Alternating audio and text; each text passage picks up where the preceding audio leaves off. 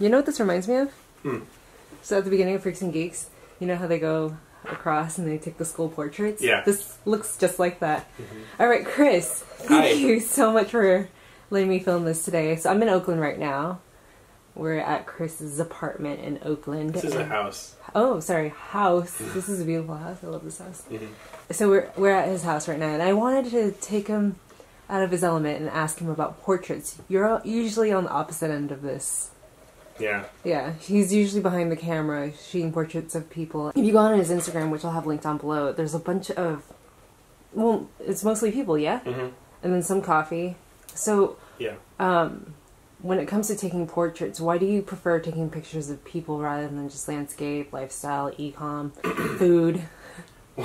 Well, for starters, people are infinitely interesting, and everybody has their own, personality and look and reactions to things. And so I always found it really interesting when I first started shooting to kind of just catch people in between moments, or catch people just being themselves. Mm-hmm.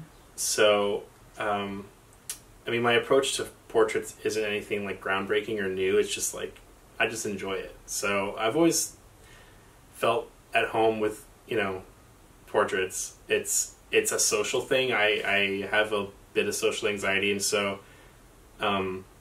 it kind of helps me get out of my own head and into like a more comfortable space. Like I have to interface with someone else. So it's kind of cool that way too. Landscape is cool, I guess. Mm-hmm. There are a lot of other types of photography that are really cool and I respect a lot, but it just doesn't do anything for me like portraiture does. I've taken landscape photos before and they're fun, but it's not really my passion. Mm-hmm. So You've got a passion for fashion, that's what. yeah, I have a passion for fashion, obviously. I'm just kidding. When it comes to taking a portrait of someone, so I noticed that, because you've taken some portraits of me, Mm-hmm. and for the most part, like, I'll pose for it, and then the outcome is always something candid. So, So how do you make people feel comfortable? That's such a cool Yeah. skill to have. I think just intrinsically I'm pretty goofy. I'm not a very serious person. I'm very serious about some things, but I'm also in my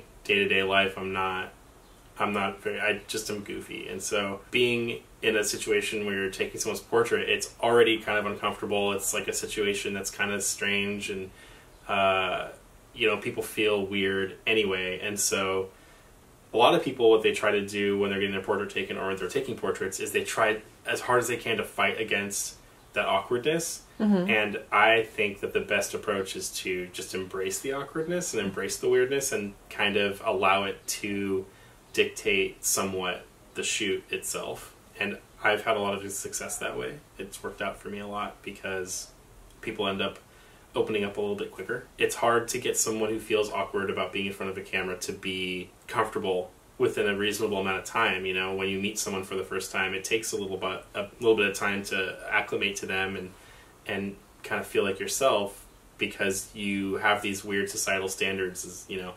I have to like talk about specific things, or I have to be a specific amount of interesting, or I can't bring up certain subjects or whatever. Mm-hmm.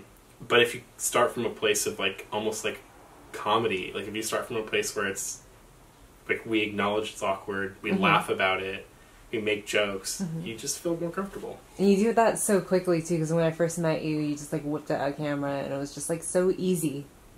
You know? Yeah. I mean, I feel like it's rad. a lot of ways with new people that I'll meet, that is kind of the way that I will. My phone's going off.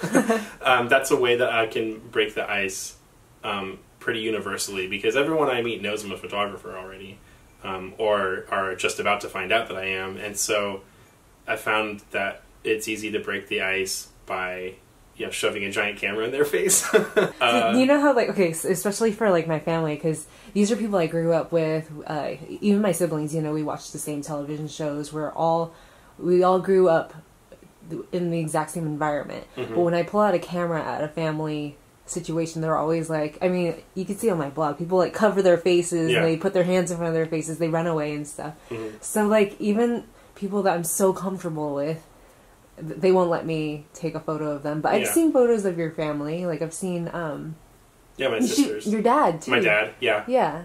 They're so comfortable. I guess it's just like something that you kind of inherit too, right? Well, yeah, my family is pretty goofy. Like, my sisters are the funniest people on the planet. My mom, my stepdad, my dad, they're not clowns, but they should be, because they're constantly like, you know, no matter what's going on, there's a joke in there somewhere. And so I think maybe that's why with my family it's really easy to get them to sit down for a portrait and like not care, because they don't view it, you know, negatively. They just think it's like a fun thing. Yeah. Whereas there's some people, you know, either for cultural reasons or social reasons or, you know, just their own experiences, they're afraid of having their picture taken because they think that, oh, they're not going to look good. Mm-hmm. They have no control over it, or, you know, they had no time to prepare, so they're not ready to have this intimate moment, and they view it differently. Yeah, it's more serious to them. So I guess my goal with portraiture is to kind of show people that I'm taking a photo of, like, this doesn't have to be like a serious, weird thing. This can be funny and fun. And I like serious portraits. I love subjects who are like serious and moody or whatever.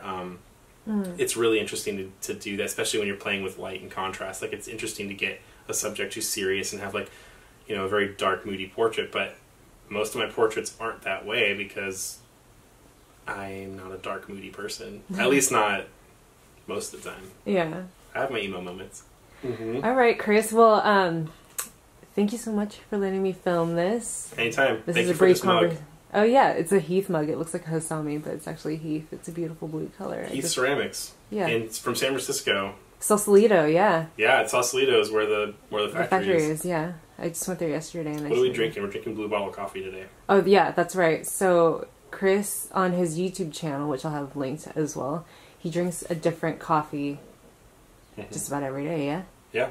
The funny thing is, I think one of the first videos was an Ethiopian from Blue Bottle. Nope, it was from Cyclass, and it wasn't an Ethiopian. I think it was a Kenyan. But oh, wow. This is the first time doing Blue Bottle.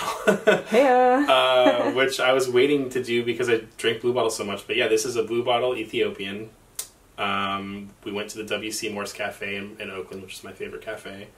And I'm drinking it out of a Heath Ceramics cup. So we're just local coffee today. Local coffee, local vendors, local ceramics. I will link all his information down below. Go ahead and subscribe to his YouTube channel and follow him on Instagram. Hit him up. Ask him what his favorite coffee is. Send me coffee. I will review your coffee. Yeah. Send him coffee. He'll send you coffee back. And I will see you guys later. Thank you, Chris. Bye. Bye.